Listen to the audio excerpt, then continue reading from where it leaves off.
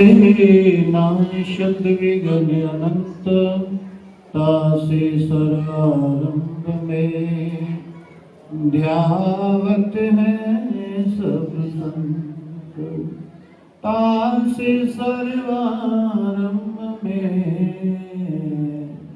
ध्यावत है सब संत। इसी प्रकार सुंदर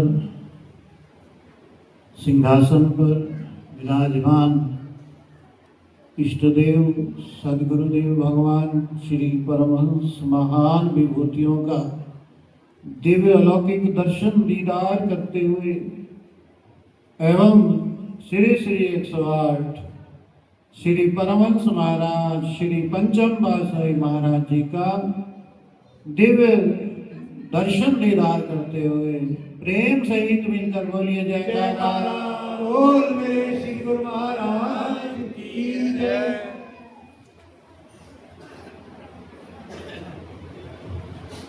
गुरुमुखों ने दर्शन अमृत के घूंट पिए हुए, जिसने सदगुरु के दर्शन अमृत के घूंट पिए हों, क्योंकि सदगुरु अजर अमर अविनाशी है, तो वो गुरुमुख भी अजर अमर हो जाते हैं। मैं जो एक बार घूंट पी लेता है, अमृत कहते हैं ना, अमृत तो रावण की नाभि में था नाभि में, हाँ रावण की नाभि में भी था, लेकिन वो अमृत का लाभ प्राप्त नहीं कर सका। अगर उसकी सुबुद्धि होती, सद्बुद्धि होती, तो कितनी कीमती चीज थी उसके पास, कितनी महत्वपूर्ण चीज थी उसके पास, जो सबकी नाभि में अमृत होता है। बड़े बड़े विद्वान, बड़े बड़े सिद्ध योगी हुए, लेकिन नाभि में अमृत तो न रावण के था। अमृत है, लेकिन उसका लाभ प्राप्त नहीं करते। गुरुमुखों के पास वो नाम की घूंट, वो अमृत है, लेकिन उसका लाभ क्या प्राप्त करते कि नहीं करते, तो मालूम है। जो अमृत का लाभ प्राप्त करते हैं वो अमर हो जाते हैं। और जैसे गुरुमुख भगत अमर सिंह थे, वो अमर हो गए। उन्होंने और क्या किया था, नाम का घूंटी तो पीते रहे। कई लोग नाम लेते हैं फिर दूसरे घूंट पीने लगते हैं, तो वो तो रावण के कुल के बन जाते हैं। जबरदस्ती होते तो नहीं है, तो भगवान के ही कुल के हैं, लेकिन वो घूंट पीने लगते हैं, तो जो अमृत अंदर भरा हुआ है वो भी खराब हो जाता है, दूध फट जाता है। शेरनी का दूध किस में रहता है, सोने के पात्र में ही रहता है। तो जिनका हृदय इतना प्रेम भाव से ओतप्रोत है, वो समझो कि सोने का पात्र है। और गुरुदेव जो हमें पिला रहे हैं वो शेरनी का दूध, वो भक्ति के नियम हैं, हम पीते हैं। तो प्रेम भी होना चाहिए, श्रद्धा भी होनी चाहिए। और जब श्रद्धा होती है तो हम भी उमंग से देते हैं, समर्पित करते हैं, और गुरु महाराज जी भी उमंग से, सब भाव से, खुले हाथों समर्पित करते हैं। वो दयालु हैं। देखिए गुरुओं को, श्री पंचम पातशाही महाराज जी ने गुरुमुखों को क्या नहीं दिया। सबसे बड़ी चीज जो दी है वो है श्रद्धा, वो है विश्वास। उतार चढ़ाव जीवन में आते रहेंगे, बाहर भी शरीर में भी आएंगे, मन में भी परिवर्तन आएंगे, समय अनुसार, आयु अनुसार, अवस्था अनुसार, परिस्थितियों के अनुसार। लेकिन यदि वो श्रद्धा हमारी बलवती है तो सदैव हमारे अंतर में गुरु महाराज जो विराजमान है वो मार्गदर्शन करते हैं, वो हमारा मार्गदर्शन करते हैं और हम चलते हैं तो गुरु महाराज जी बताते हैं कि गुरुओं को इधर चलो, उधर चलो, इधर गड़बड़ है, इधर हानि हो सकती है, इधर लाभ होगा, ये काम लाभ का है। और एक माया की, संसार की, परिवार की, दुनिया की रचना है, उस रचना में हम लुटते जा रहे हैं, लेकिन कभी ये विचार ही नहीं करते कि हम लुट रहे हैं। और गुरु महाराज जी अपना सब कुछ हमारे लिए लुटाने को तैयार हैं, फिर भी हम झोली नहीं फैलाते। दाता के दर पे कमी नहीं है, हम झोली नहीं फैलाते। भजन गाऊंगा, सत्संग के समापन सब गुरुमुख गुरु महाराज से ये निवेदन करते हैं, करते रहेंगे कि गुरुदेव हमारी झोली भरते रहो। लेकिन कैसे भरो? धन से, माया से। ये तो जो भाग्य में जो हमने कर्मों का बीज बोया है, जैसा बीज बोया वैसी फसल हम काट रहे हैं और काटते रहेंगे।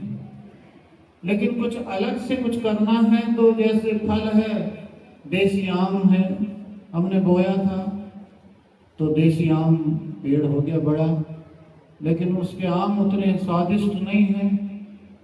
तो कई लोग क्या करते हैं, जल्दी वाला काम क्या करते हैं कि उस पेड़ इतना बड़ा है और उस पर क्या लगा देते हैं, अच्छे आम की, दशहरी की या लंगड़ा पगड़ा जो कुछ भी चौसा होता है ना, उसकी कलम लगा देते। तो मूल रूप से तो वही सब कुछ है, जड़ है, और वही सारी चीजें लाभदायक हो जाएंगी। और जब कलम लग जाएगी तो फिर ऊपर जो टहनी बनेगी और ऊपर जो फिर फल लगेंगे तो वो मीठे फल लगेंगे, वो उस वैरायटी के लगेंगे जो हमने कलम लगाई है।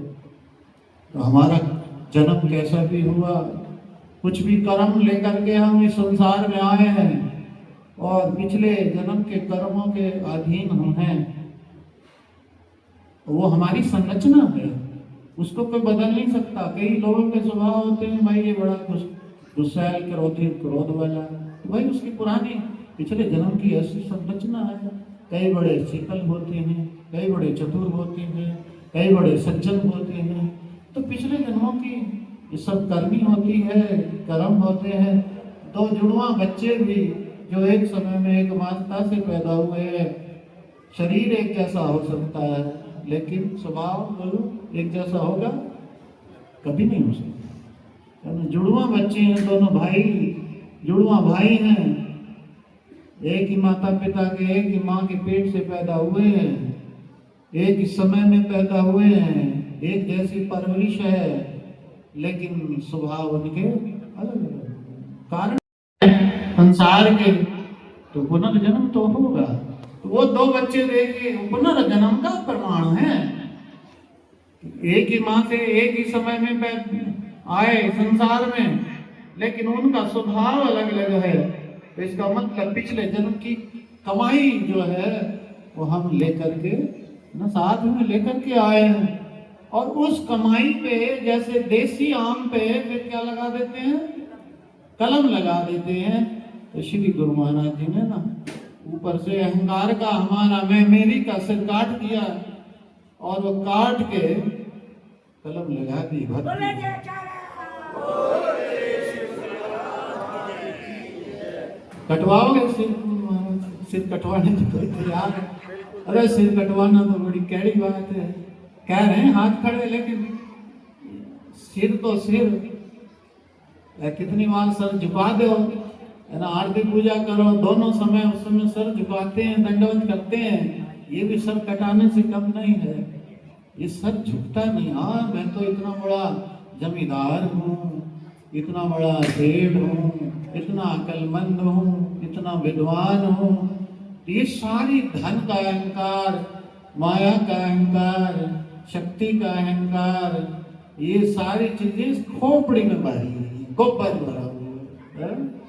क्या भरा हुआ है? अहंकार बोले तो गोबर है, ये गोबर भरा हुआ है। गोबर भरा है तो अंदर कीड़े लगेंगे, वो खाएंगे, इसलिए सिर में दर्द होता है, परेशानियां लिए फिरते हैं, झंझटें लिए फिरते हैं। जल्दी सबको जल्दी जल्दी जल्दी जल्दी बताओ।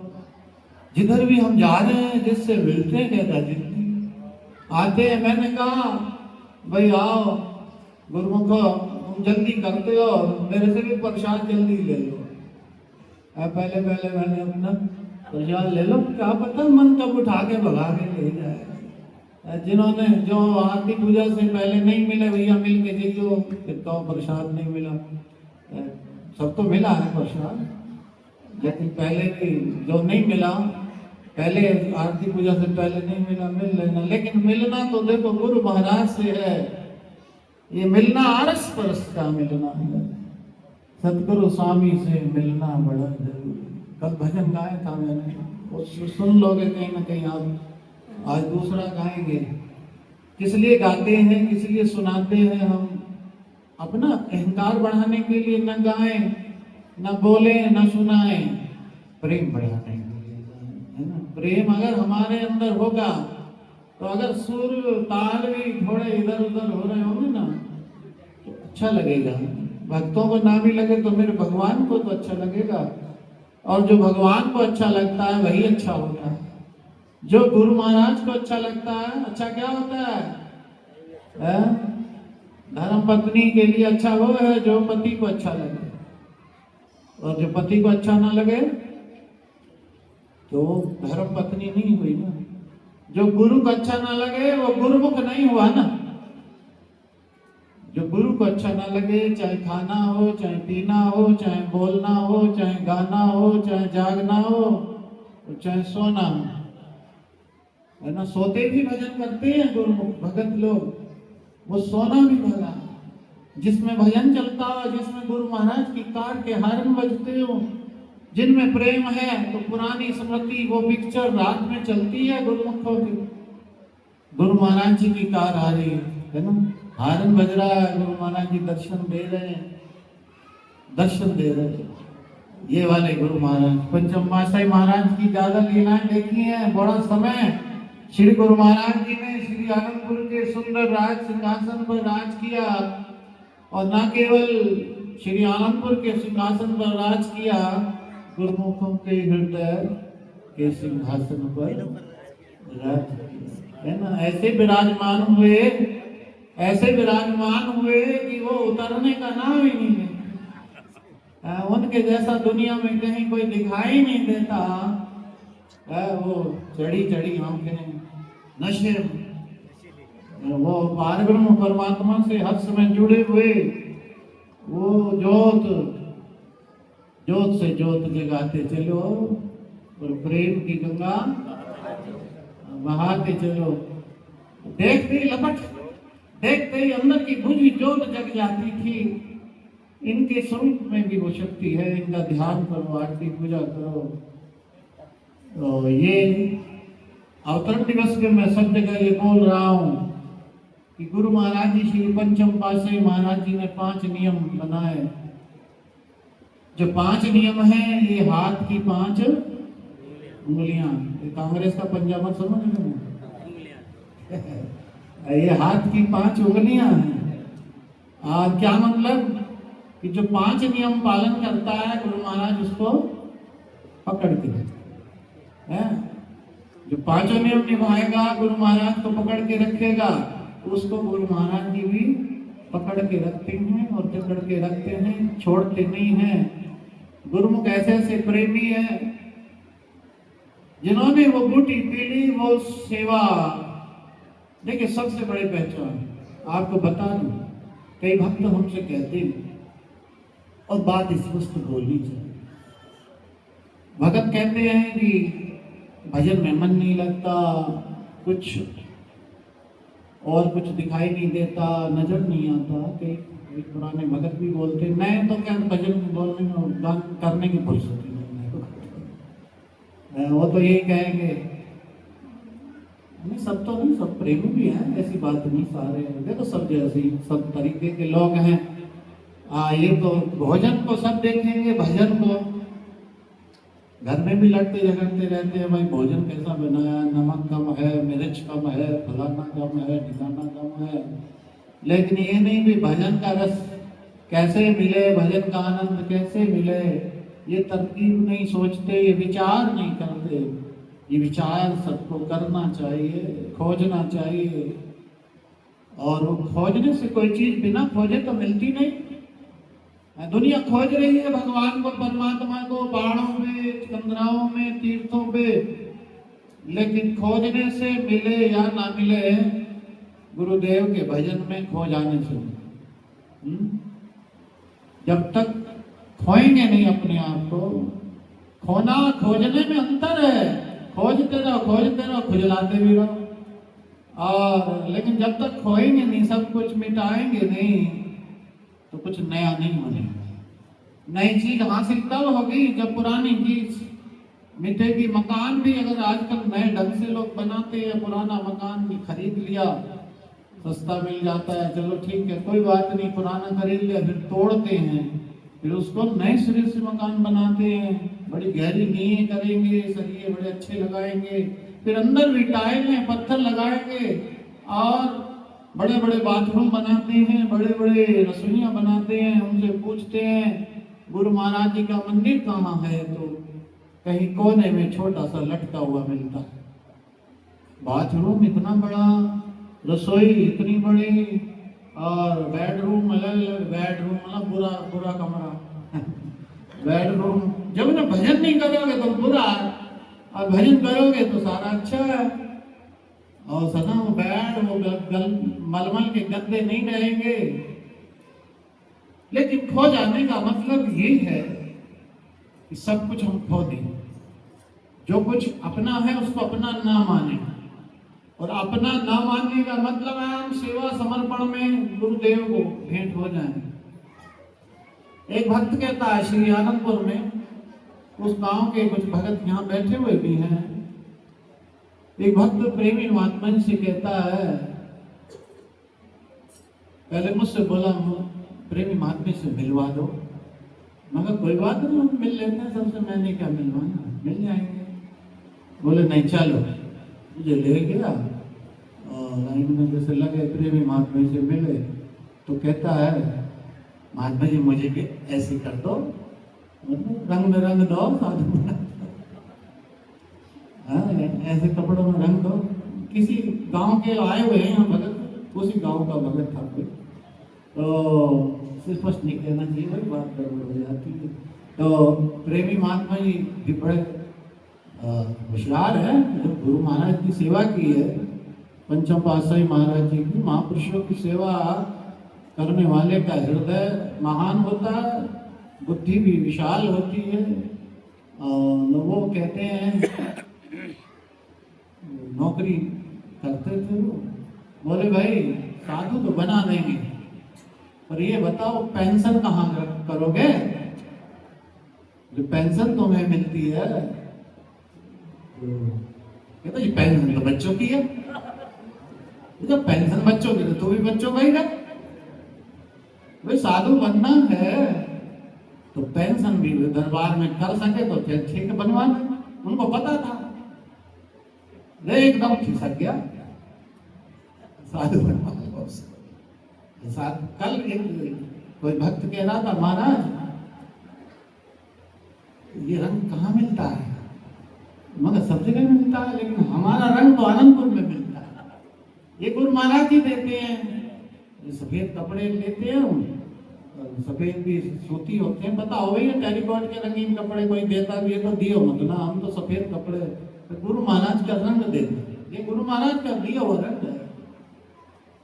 मैंने कहा, मगर भगत जी ऐसे महात्मा बनना चाह रहे हो, ऐसे कुछ नहीं होगा। अच्छा एक बात बताओ, 4 साल के लिए अनंतपुर चले जाओगे, बच्चों को बिल्कुल आना मत, बच्चों की खबर मत लेना, कर लोगे?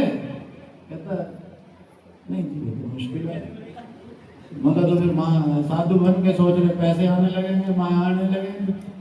ये तो देखो साधु, राम जी साधु बने वहाँ जंगल में फिरे, लेकिन उन्होंने साधु धर्म निभा, सीता को छोड़ ही दिया है। छोड़ना पड़ता है, ऐसे नहीं। जो संयोग बने हैं आपके, ये तो पिछले जन्म के कर्मों के संयोग हैं, लेकिन सदगुरु का होने के लिए तो कुलांच छलांग लगानी पड़ेगी, छोड़ना पड़ेगा। यही सोच रहे हैं, दोनों काम होते रहे, ये भी होते रहे, और ये बड़ी हिम्मत होती है। देखिए संजोग सबके बनते हैं, लेकिन छोड़ना बड़ा कठिन है। बोलो कितने लोग छोड़ सकते हैं अपने परिवार को, गुरु के लिए अपने बच्चों को छोड़ देंगे? बड़ा मुश्किल काम है, जरा सी चीज नहीं छोड़ी जाती। कौन छोड़ देगा?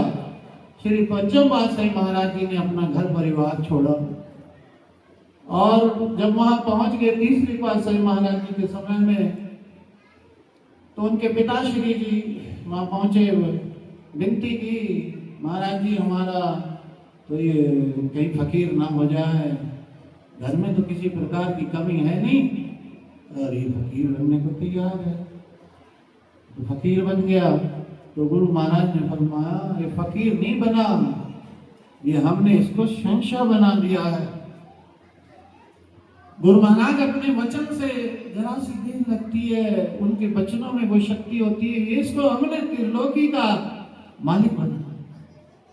तो देखिए, और उन्होंने क्या किया, जो वो बात में कह रहा था, हम पेंशन भी वही महात्मा बन गए और पेंशन बच्चों को दे रहे, तो मतलब वो गुरु महाराज के नहीं है, उनके पास तो जो पैसा आएगा वो बच्चों को बैंक में डालेंगे। और लेकिन इसमें कुछ संयोग नहीं, हमारे भी कई बार हमारे परिवार के नाराज हो जाते हैं कि और महात्माओं के तो अपने उनको परिवारों को उधार भी दे देते हैं। दूसरी बात नहीं कहूँगा, मैं तो उधार ही कहूँगा। और आप तो लेते ही रहते हो हमसे, आप तो लेते ही रहते हो, कभी भंडारा करो। मैं तो कहता हूँ मेरा हिस्सा जमीन का भी दो। हाँ, क्योंकि जब तक सदगति नहीं होगी, जब तक ना जो कुछ है, हमने जब सब कुछ समर्पित यदि नहीं किया, तो तुम्हारी सदगति की होगी। स्पष्ट कहने वाली बात है। कहीं क्या हमें कुटिया मिली थी किसी शहर में, वो किसी की मिली थी, ज्यादा देर को बात पहुंच जाती है, दूर पहुंच जाती है हमारी बातें।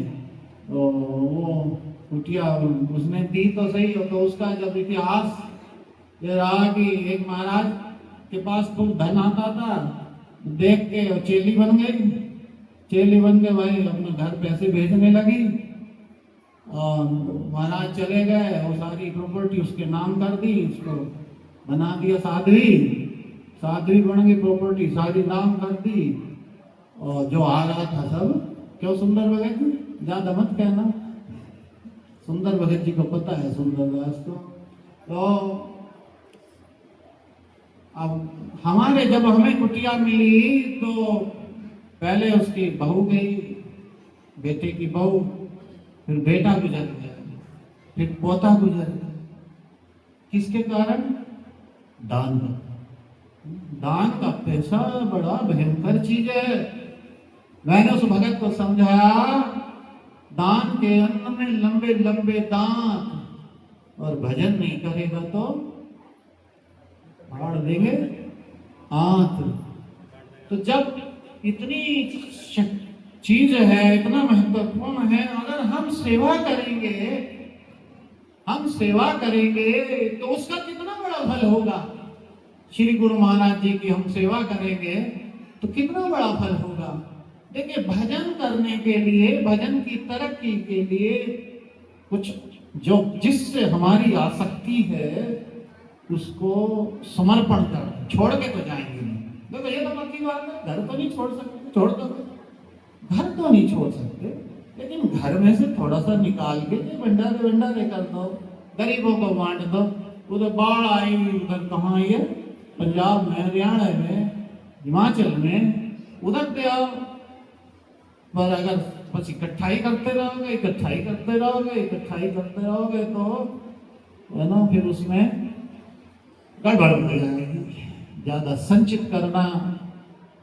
और सन्यासी साधु उसी को बोलते हैं जो संचित नहीं करता। अपरिग्रह। एक मुनि महाराज से हमने पूछा कि सन्यास साधु की क्या पहचान है, कैसे पता लगे कपड़े रंगे हुए सब साधु हैं, घर छोड़े हुए सभी साधु हैं? तब उन्होंने कहा नहीं महाराज, हमारे धर्म में, जैन धर्म में एक शब्द आता है अपरिग्रह। अपरिग्रह कहते हैं संचित ना करना, भविष्य की चिंता ना करना, आगे के लिए धन संभाल के बच्चों के लिए नहीं रखना, बच्चों को ज्यादा संपत्ति नहीं देनी। संपत्ति देंगे तो निठल्ले हो जाएंगे, निकम्मे हो जाएंगे और तरह तरह के विकार पैदा हो जाएंगे। बाप पिता समझता है कि मैंने बहुत बड़ा काम किया, इनको इतना कुछ दे दिया, प्लॉट खरीद के दे दिए। काम नहीं किया, तुमने दुश्मनी की। अगर ज्यादा ना देते तो मेहनत करके, अपनी मेहनत करके वो कमाते, तो मेहनत से किया हुआ कमाया हुआ धन ही लाभ देता है। और मेहनत का कमाया धन लाभ देता है तो जो भगवान दे रहा है उसमें से समर्पण करने की यदि हमारी आदत होगी तो ये रास्ता जब बनेगा, तो जब बाहर का रास्ता उधर बनेगा तो अंदर का रास्ता भी उधर बनेगा। अगर बाहर का रास्ता उधर नहीं बनता तो अंदर का रास्ता बनाने के लिए भी ज्यादा मेहनत करनी पड़ती है। मेहनत कम करने के लिए सबसे जरूरी है कि हम अपने कर्म को ग्रस्त में रहते हुए सौंप दें। अब सौंप दिया, कैसे बोले? हाँ, सौंप दिया इस जीवन का सब भार तुम्हारे हाथों। अब भार तुम्हारे हाथों में सौंपने का मतलब देना तो कुछ है नहीं उसको, और क्या है, सौंप दिया। मेरा कुछ है नहीं। वाक्य में भी गई गाते कुछ ऐसी लाइन है, मैं जो कुछ है सो तेरा तुझको समझता हूँ तो क्या लागे मेरा है तेरा। लेकिन देते तो नहीं, अर्पण तो नहीं करते, और कभी करते भी हैं तो बड़ी बड़ी से चिल्लवाते हैं। उसे पुजारी को कहते हैं भाई शोर मचा, 10 रुपए दिए महाराज, 10 रुपए दिए, मकान भी बन जाए, वो भी हो जाए, वो भी हो जाए, वो भी इतना सस्ता। सेवा का फल, कभी सेवा निष्फल नहीं जाती। गुरुमुख को कहो आप ये सोचो कि महापुरुष भी धन वालों की कदर करते हैं, ऐसा नहीं है। उन्होंने पिछले जन्म में सेवा की थी तो आज धन वाले बने हैं। धन उनके पास भगवान ने, गुरु महाराज ने इसलिए दिया कि उन्होंने पिछले जन्म में, है ना, सेवा की, परमार्थ किया, तो वो पिछला खा रहे हैं। आगे के लिए अगर जोड़ना समझो, फिर परमार्थ अगर कर रहे हैं, फिर कहो पैसे वालों की कदर करते हैं, ऐसा कहीं से कहीं तक नहीं। ये बाह्य दिखावा अलग हो सकता है उनको खुश करने के लिए, लेकिन गुरु महाराज तो सदा गरीबों के। क्यों सदा गरीबों के? कोई भगत मेरे सामने बैठ जाता है, फिर उसकी बोली हुई बातें मुझे याद आने लगती हैं।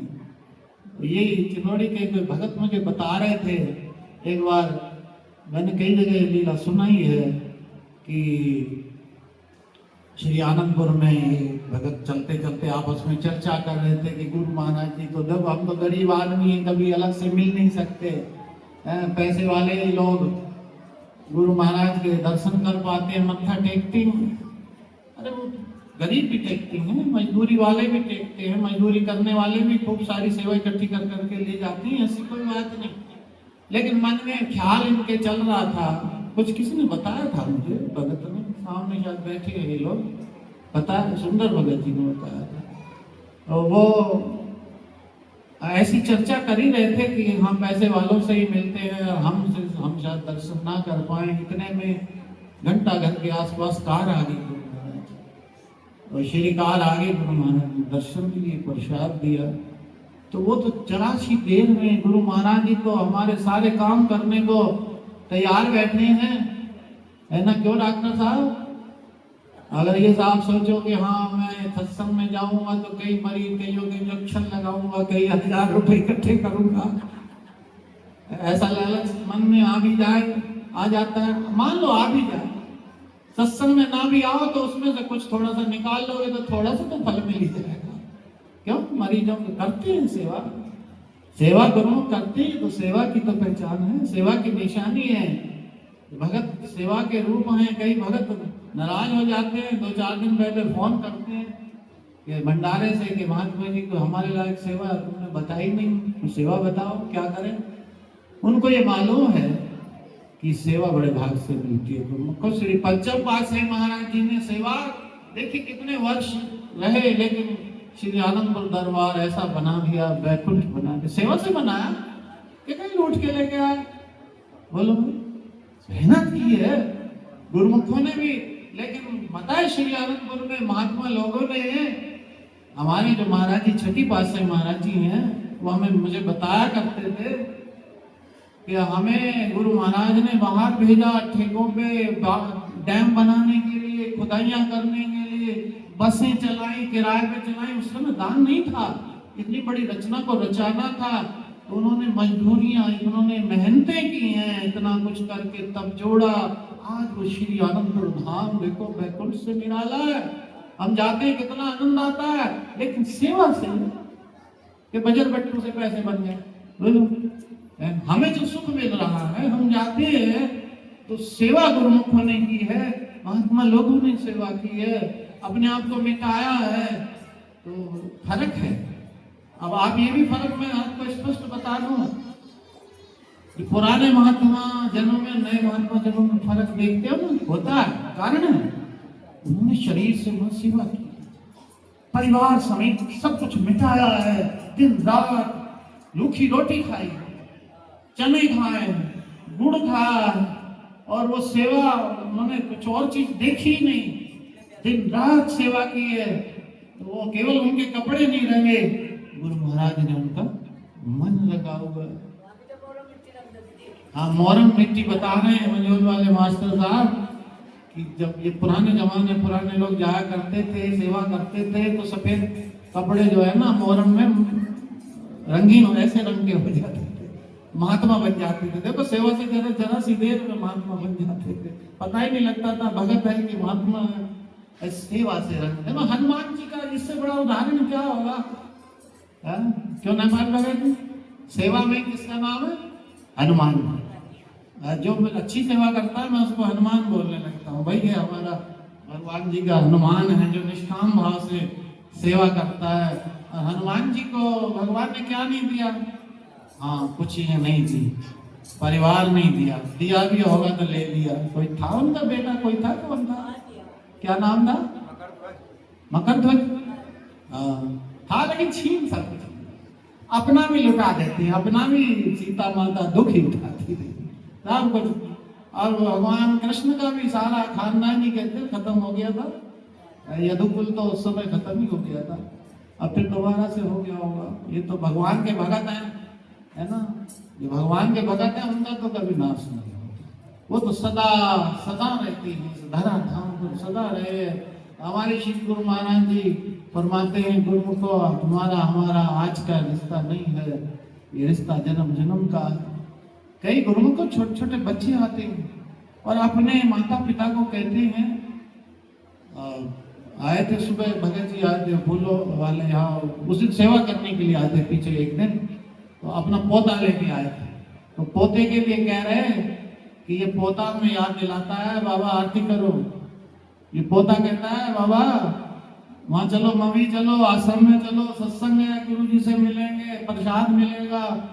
और इसको हर वक्त धुन जो है बस यही रहती है, गुरु जी की आरती, गुरु महाराज की सेवा, सत्संग में जाना है, दर्शन में जाना है। वो क्या है? वो पिछले जन्म के तो है ना भक्त में। कई कहते हैं ये बुढ़े बुढ़े चले जाएंगे तो महात्मा जी सत्संग क्या करोगे, हो जाएगा काम खत्म तुम्हारा, मगर काम खत्म तो सारी दुनिया का ही होना है, बचेगा क्या? बचना तो कुछ है ही नहीं। अधर्म तो समय के अनुसार देखिए, कलयुग में अधर्म तो बढ़ेगा, ऐसी तो कोई बात ही नहीं, बढ़ ही रहा, वो तो बढ़ेगा, हर जगह बढ़ेगा। लेकिन फिर भी भक्ति का नाश नहीं होगा, भक्तों का नाश नहीं होगा। भक्त आके पहचान लेते हैं, गुरु महाराज जी पहचान लेते हैं अपनी आत्माओं को कि ये मेरा भक्त है, दोबारा से आ गया, ये दोबारा से आ गया। तो कई ये चलता रहेगा सिलसिला, केवल गुरु को भगत ही नहीं आते। हमारे जो पुराने ड्राइवर थे वो उन्होंने भी फरमाया था कि हम तुम्हारा पीछा नहीं छोड़ेंगे, अब तो हमें तुम गृहस्थी मान के हमारी बात नहीं मानते।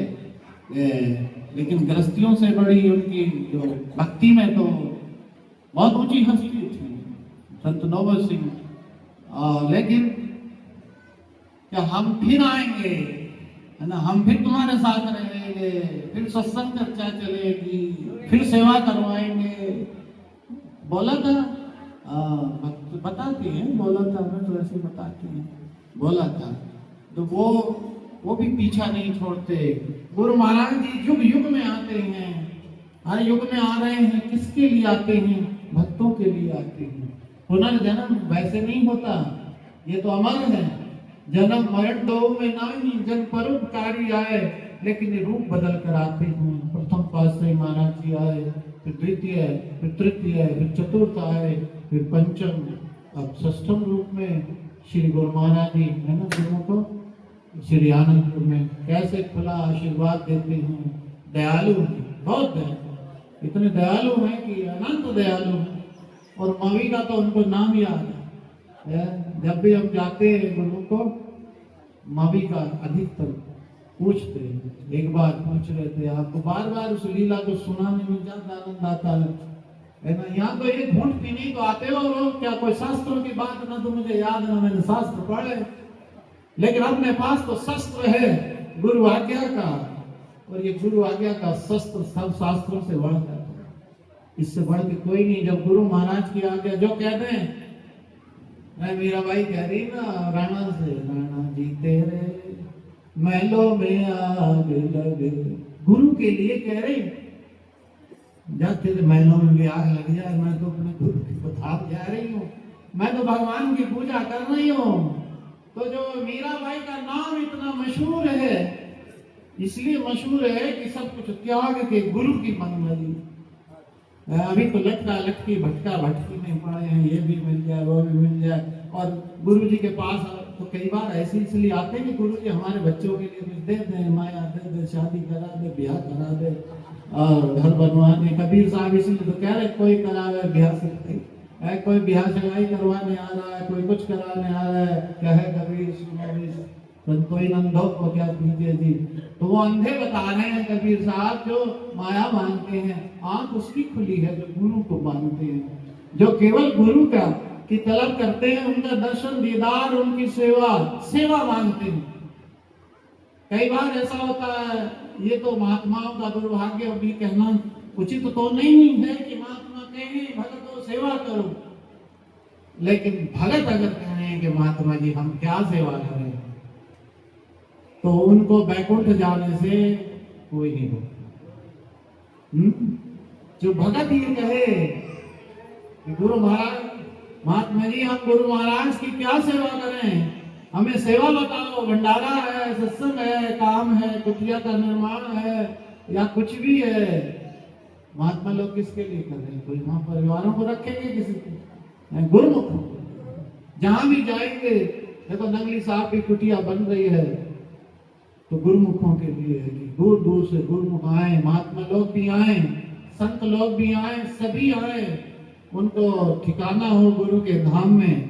आनंदपुर वाले महात्मा लोग आते हैं, कोई कमरा ही नहीं देता। मैंने ये चीज देखी, आए मत्था टेका चल दिए। हाँ, तो कई कई बुलाते उनको है जो उनको अपना लिफाफा पकड़ा दें, उनको बुला लेते हैं जो लिफाफा पकड़ा दें, लेकिन नहीं अपना घर हो। तो महात्मा लोग जाए, नंगली साहब में जाए, जो कि हमारे दादा गुरु का घर है। कभी किसी जमाने में वहां पे कमरा था, और वो श्री चतुर्थ पातशाही महाराज जी का नाम लिखा हुआ था साधु वेश में। कोई महात्मा जी मुझसे पूछते हैं कि आपने नंगली में क्यों कुटिया बनाई? मगर हमारे चतुर्थ पातशाही महाराज जी का तो कमरा था, उस पे पत्थर पे लिखा हुआ था, उनका नाम लिखा हुआ था। और बाद में वो कमरा भी वापस ले लिया गया, है ना। तो गुरु महाराज जी इतनी बड़ी संस्था, श्री आनंदपुर की संस्था, तो पता नहीं कितनी संस्थाओं को चला दे, कितनी धर्मशालाएं बना दे गुरुमुखों के लिए, कहा क्या क्या बना दे। अभी गुरु महाराज जी का आदेश नहीं है। जिस दिन आदेश हो जाएगा ना, जिस दिन आदेश हो जाएगा, नंगली साहब है तो वैकुंठ, क्योंकि गुरु महाराज वैकुंठवासी हैं, लेकिन बाह्य रूप से भी कभी तो होगा। क्यों? कभी तो जरूर होगा, क्योंकि नजदीक में गुरु महाराज ने ये केंद्र किस लिए खोला है। गुरु महाराज किस लिए आए हैं? गुरु महाराज ने फरमाया, हजूर महाराज जी ने एक बार, महात्मा जी मवी का क्या वही वैसे ही बना हुआ है कि वो घेर सा लंबा लंबा हॉल, कई भगत तो पहले बोल देते थे भाई बाबा खड़क सिंह का घेर है, कई बोल देते थे गांव में। तो अपनी अपनी दृष्टि सोच है, उनको पता नहीं आश्रम क्या चीज है, गुरु महाराज का कहते घेर है। तो गुरु महाराज ने फरमाया वो लंबा लंबा हॉल अभी ऐसे ही अभी बना है कि नहीं बना? मतलब स्वामी जी अभी काम चल रहा है।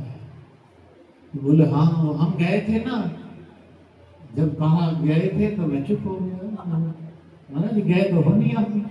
मैंने नहीं। बोले नहीं गए थे, हम गए थे।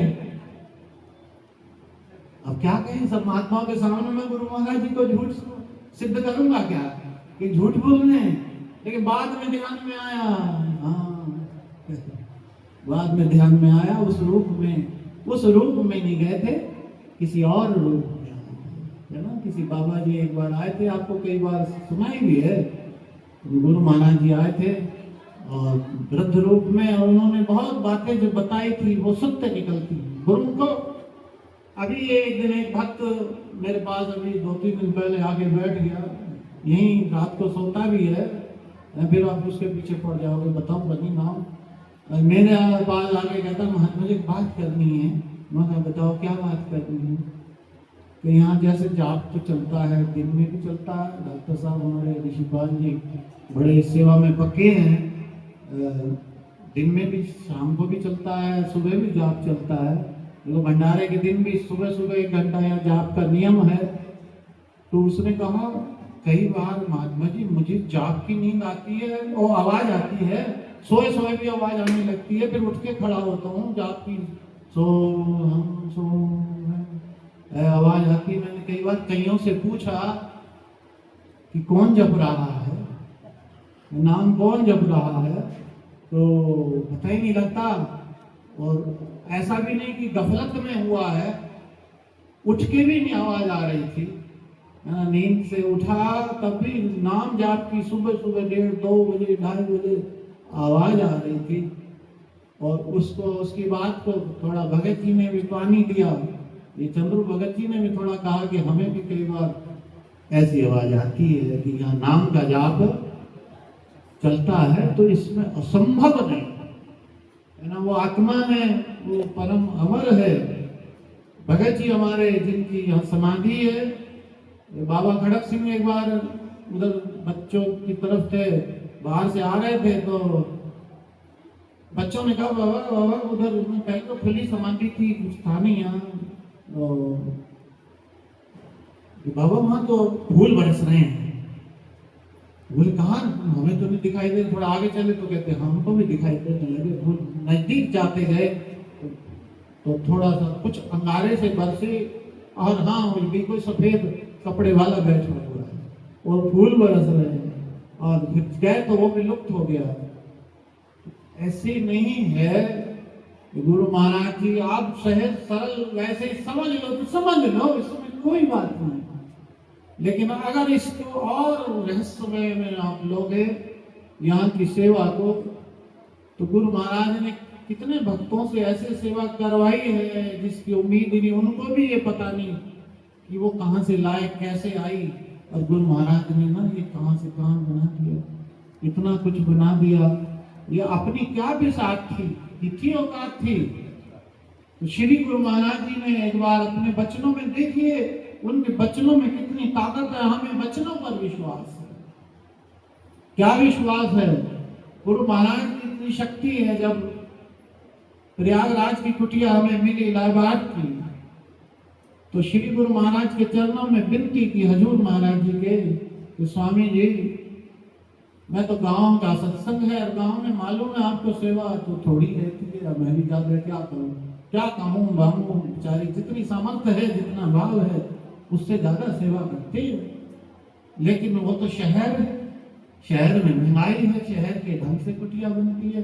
तो गुरु महाराज से विनती की, स्वामी जी, हाँ, गुरु महाराज ने पहले पूछा कि वो जो कुटिया बना रहे हो क्या, मगर स्वामी जी मैंने महात्मा जी की तरफ ऐसे कर दिया। गुरु महाराज समझ गए, प्रेमी महात्मा जी कहते हैं वैसे नहीं है। गुरु महाराज कोई सहायता कर रहे हैं तो गुरु महाराज जी ने फरमाया तेरे पास नहीं है। गुरु महाराज ने 3 बार एक शब्द कहे, सबके सामने, सभी महात्माओं के सामने फरमाया, तेरे पास सब कुछ है। ऐसे याद करो, तेरे पास सब कुछ है, तेरे पास सब कुछ है।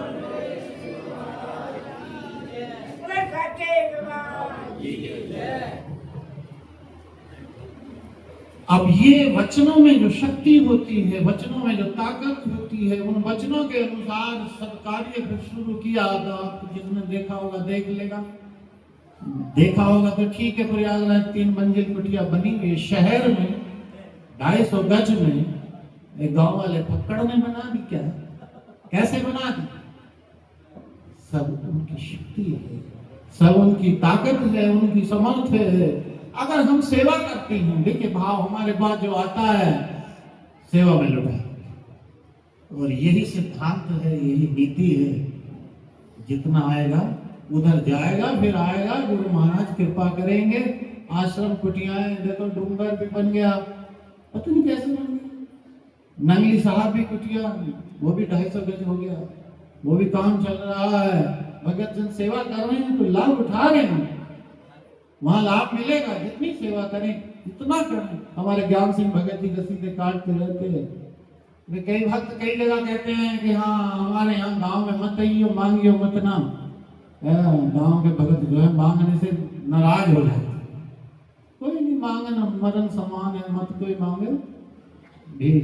मर जाऊं मांगो नहीं, अपने तन के काज, परमारथ के कारण तो मोहे न आवे लाज।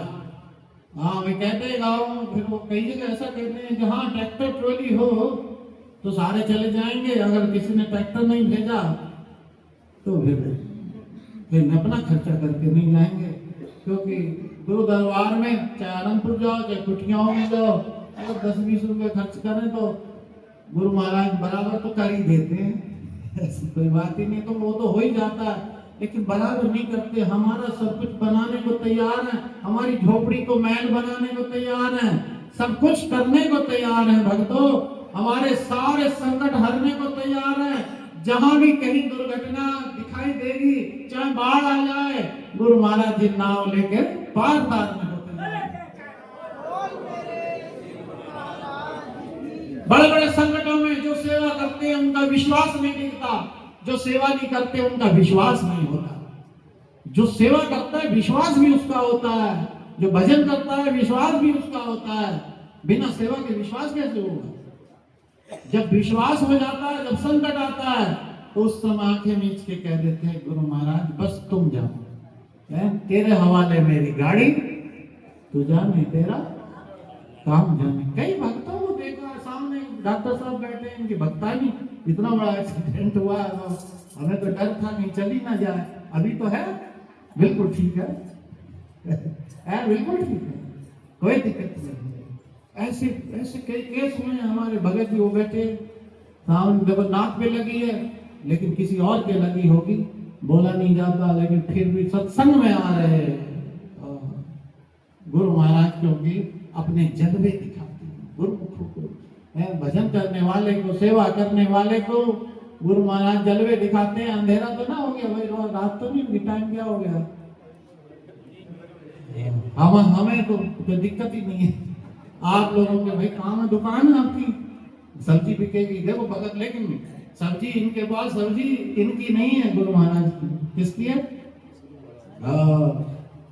मैंने इनको कई बार, जो कर्फ्यू था, वो था ना कोरोना, तो फोन करके पूछा, एक वो देवेंद्र भी है सब्जी वाला, वहां से गुलावड़ से, सब्जी वाले 2 भगत बैठे हैं। मैं पूछा मगर भाई अब तो एक दो दिन खुलता है, कुछ दिन ऐसे भी ना बाजार एक दो दिन खुला कोरोना के समय, मगर कुछ समस्या परेशानी हो रही, बोले मौज आनंद है, गुरु महाराज पूरा कर देते हैं, एक दो दिन में ही पूरा कर देते हैं।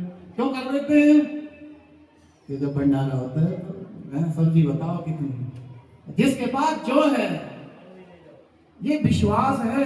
मैं वैसे थोड़ी बता रहा हूँ भैया तुम्हें पटा रहा हूँ करो यहाँ, मैंने क्या खाना, मूंग की दाल खाता हूँ, ज्यादा कुछ फुल्का खा लूंगा, खाता हूँ भंडारा थोड़ा थोड़ा लेता हूँ, लेकिन ऐसा नहीं है कि मैं पूरी तो ये लोग कहते कि थक जाते हैं महाराज जी पूरी खाओ, लेकिन नहीं खाता, अपना अपना बनी हुई चीज अलग से खाता हूँ, भंडारे के भी खाता हूँ, उसमें कुछ भी कैसा भी है आता भंडारे का अमृत हो जाता है।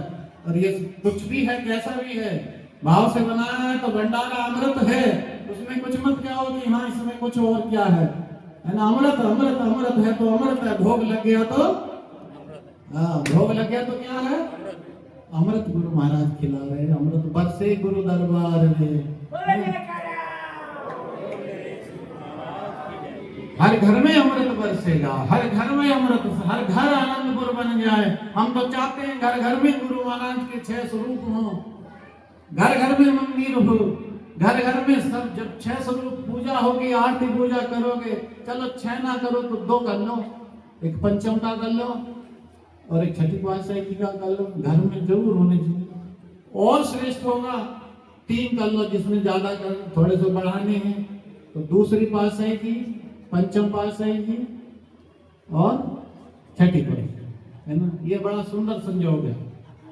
डॉक्टर साहब के यहाँ ऐसे ही है, हाँ ऐसे बनाया मंदिर, छोटा बनता है, घर घर में ऐसा अगर मंदिर है तो सभी पातशाहियां वहां मौजूद है, अगर ये तीनों है ना तो सभी पातशाहियां उस घर में गुरु महाराज जी के विराजमान है, तो घर आनंदपुर है।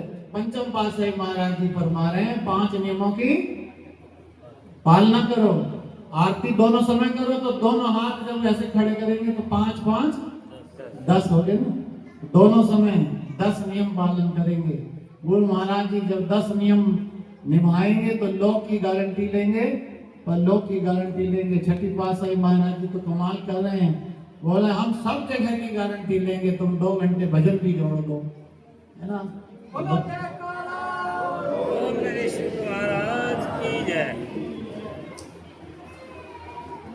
समय ज्यादा हो जाएगा, मौसम सुहाना, घड़ी सुहानी, गूंज रही शहनाई है श्री पंचम पातशाही महाराज जी के अवतरण दिवस की सबको लाखों लाख बधाई।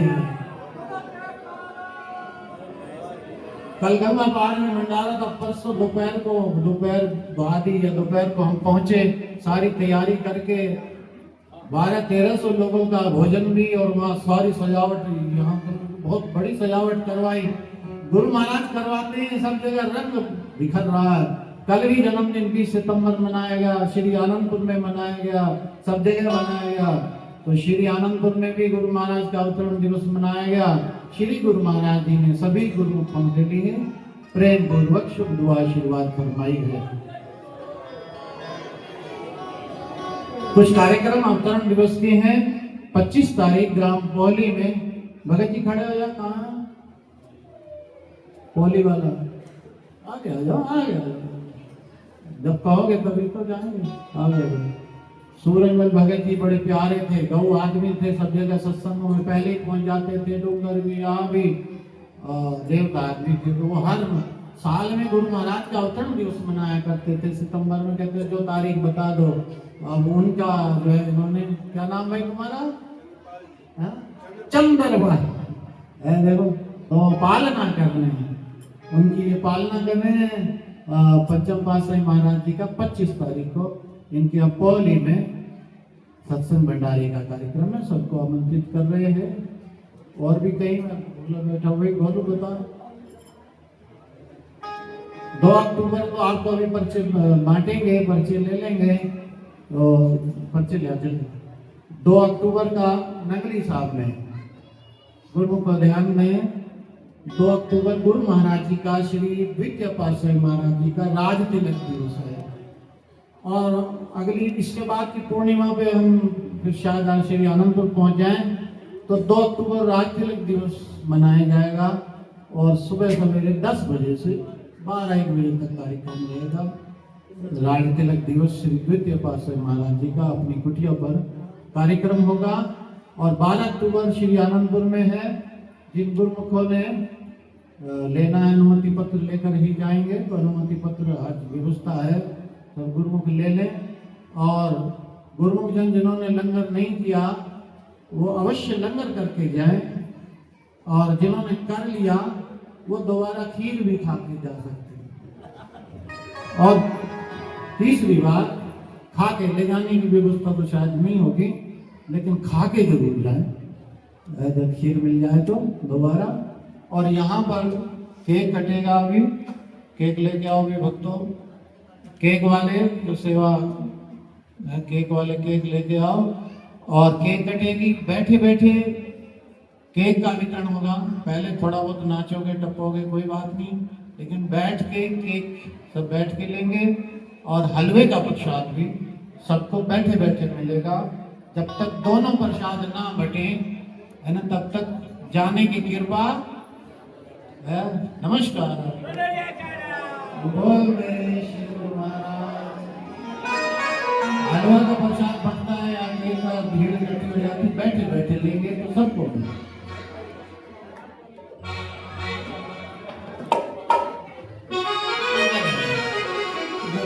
गंगा पार के प्रोग्राम बहुत हैं, पूरा महीना प्रोग्राम है, फुर्सत ही नहीं है। और किसी का प्रोग्राम भी है 4 तारीख का, 4 अक्टूबर डूंगर में है। हर महीने डूंगर में सत्संग रहा करेगा। 4 तारीख डूंगर कुटिया। भगत जी खड़े हो जाओ, दिखा कर दो, कह दो भाई हाँ आया करो। बल सोने वाले भी आए हुए हैं, वो भी सारे कह रहे हैं भाई आया करो। तो भगत जी भी कह रहे हैं 4 तारीख को है ना सत्संग में।